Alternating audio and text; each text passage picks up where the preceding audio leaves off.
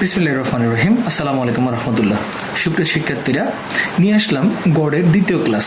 আর এই গড়ের দ্বিতীয় ক্লাসে রয়েছে সংক্ষিপ্ত পদ্ধতির গড়, যেটা আমাদের পরীক্ষায় খুব বেশি আসে। আসেন, প্রথমে দেখা যাচ্ছে গড়ের সূত্র a plus summation fi ui by n into h। তাহলে সূত্রের সাথে আমরা একটু পরিচিত হয়ে নিই। এ মানে অনুমিত গড়, আর সামেশন মানে যোগ করা, fi মানে গণসংখ্যা, ui মানে ধাপ বিচ্যুতি, আর h হচ্ছে যে আমাদের শ্রেণীব্যাপ্তি, n মানে গণসংখ্যার যোগফল। তাহলে সূত্রের ব্যাখ্যা আমরা পেয়ে গেলাম। এবার আসেন আমরা আমাদের অঙ্কটা শুরু করে দিই। তো প্রথমত আমরা আমাদের শ্রেণী বের করব।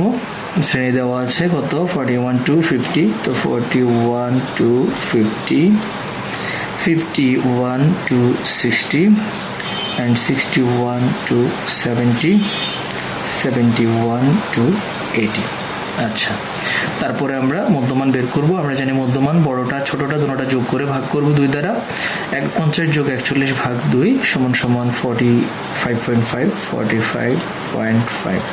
প্রথমটা বের করে বলছি শ্রেণীব্যাপ্তি যোগ করার জন্য। তাহলে প্রথমটা বের করলাম, শ্রেণীব্যাপ্তি কত 10। তাহলে 45 এর সাথে 10 যোগ করলে 55.5, তারপরে 65.5, তারপরে 75.5। তাহলে এই হলো যে আমাদের চারটা শ্রেণীব্যাপ্তি আমরা যোগ করলাম। এরপরে গণসংখ্যা আমরা দেখে লিখি 5, 10, 20, 5। তো 5, 10, 20, 5 লিখলাম। তাহলে 5, 10, 20, 5, 5, 10, 10, 20, 40 টোটাল। n ইকুয়াল টু কত, 40। তাহলে এই হলো যে আমাদের গণসংখ্যা। তারপর আমাদেরকে বের করতে হবে কত, ধাপ বিচ্যুতি। ধাপ বিচ্যুতির নিয়ম কি বলেছিলাম খেয়াল আছে আশা করি সবার। সবচেয়ে বড় গণসংখ্যার পাশে আমরা কি দিব, 0 দিব। তার পাশের মধ্যমানকে আমরা কি ধরবো, a ধরবো, এবং এর উপরের মানগুলো হবে যে -1, -2, -3 ক্রমান্বয়ে যত শ্রেণী থাকে। এখানে 2টা শ্রেণী আছে, তো 2টা শ্রেণীর জন্য -1, -2, আর নিচের দিকে কয়টা শ্রেণী আছে, শুধু একটা শ্রেণী আছে, অনলি +1। এরপরে fi ui কোনো চিহ্ন না থাকা মানে দুজনকে গুণ করতে হবে। তাহলে fi মানে গণসংখ্যা, ui মানে কি ধাপ বিচ্যুতি। গুণ করব 5 দুগুণে কত, 10, প্লাসে মাইনাসে মাইনাস, 10 একে 10, প্লাসে মাইনাসে মাইনাস, 20 শূন্য শূন্য। অনেকে ভুল করে এখানে কি লেখে, 20 লেখে, হবে না। শূন্য দ্বারা যাকে গুণ করেন আনসার 0 হবে। 5 একে 5, তাহলে হয়ে গেল। এরপর আমরা কি করব, এই যোগ বিয়োগে আমাদের শিক্ষার্থীরা ভুল করে থাকে। ভুল করার কোনো সুযোগ নেই। আমরা এখানে যা আছে তা আমাদের ক্যালকুলেটরে তুলব। -10, আবার -10, আবার 0 লেখার দরকার নেই, প্লাস কত, +5। তাহলে আমরা দেখতে পাচ্ছি যে কত, -15।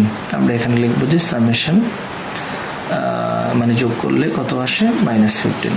তাহলে এই হলো যে আমাদের মোটামুটি কি মানগুলো আমরা পেয়ে গেলাম, সামেশন fi ui। তাহলে এখন আমরা এখানে সূত্র এ বরাবর আমরা যদি মানটা লিখি, তাহলে কত দাঁড়াচ্ছে, এই হচ্ছে আমাদের কত, 65.5, 65.5 plus summation fi ui। fi ui এর মান হচ্ছে মাইনাস কত, 15,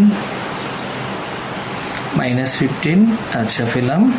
এরপর কাকে চাচ্ছে, n কে চাচ্ছে। n হচ্ছে যে কত, 40, আর সর্বশেষ গুণ h আছে। h মানে শ্রেণীব্যাপ্তি কত, 10।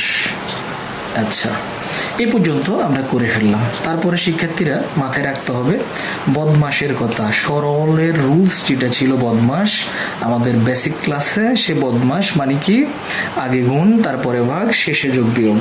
আগে প্রথমে ব্র্যাকেট, তারপরে গুণ ভাগ, এরপরে যোগ বিয়োগ। তাহলে আসেন শুরু করা যাক। আমাদের ব্র্যাকেট নাই, বাট ব্র্যাকেট যেহেতু ছাড়, আমরা আগে গুণের কাজ করব, এরপরে ভাগের কাজ করব, শেষে যোগের কাজ করব। আগে গুণের কাজ করব, এরপরে ভাগের কাজ করব, শেষে যোগের কাজ করব। কোনো শিক্ষার্থী যদি কোনো কারণে আগে যোগের কাজ করেন তার অঙ্ক হবে না।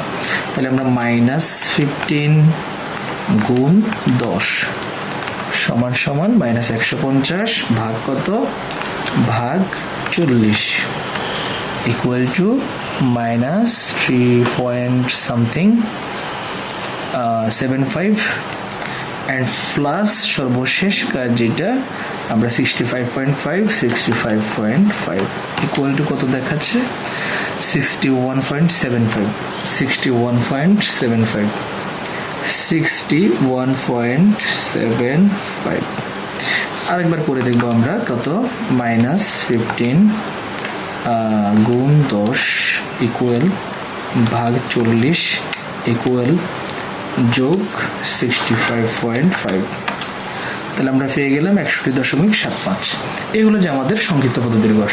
এভাবে আমরা সকল সংক্ষিপ্ত পদ্ধতির গড় করতে পারবো আশা করি। ধন্যবাদ সাথে থাকার জন্য। আল্লাহ হাফেজ। আসসালামু আলাইকুম ওয়া রাহমাতুল্লাহ।